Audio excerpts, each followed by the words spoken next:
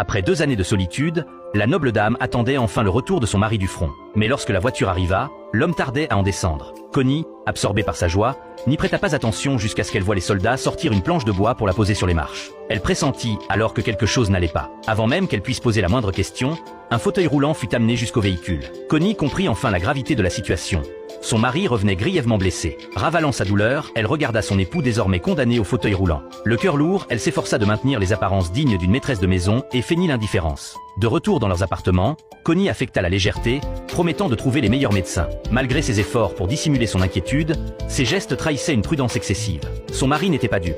Il voyait bien que sa femme s'inquiétait de son état, ce qui ne faisait qu'alourdir le fardeau de Clifford. Tous deux savaient qu'ils ne pourraient plus jamais vivre comme un couple ordinaire. Les consolations de sa femme ne faisaient qu'aggraver sa souffrance. Prétextant le besoin de repos, il la congédia. Connie acquiesca naturalment. Soucieu-se de preserver la fierté masculine de son époque. Elle afficha un optimisme de façade, mais à peine sortie, elle s'effondra en larmes. Elle ne pouvait supporter ce coup du sort.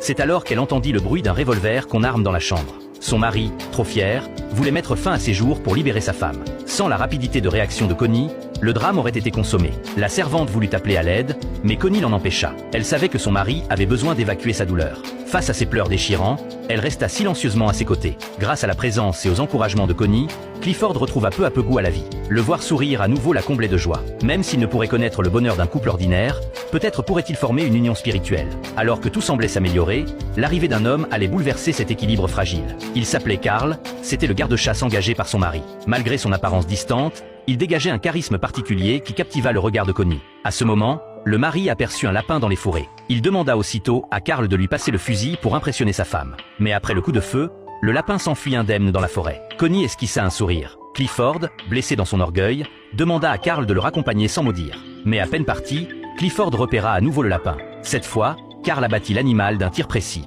La comparaison était cruelle. L'adresse de Karl soulignait cruellement l'échec de Clifford, qui renonça finalement à se faire escorter et renvoya Karl à son travail. Connie souriait en silence, mais au fond d'elle naissait une curiosité pour cet homme à l'allure rustique. Karl semblait posséder un magnétisme qui l'attirait irrésistiblement. Peut-être incarnait-il ce qui manquait désormais à son mari.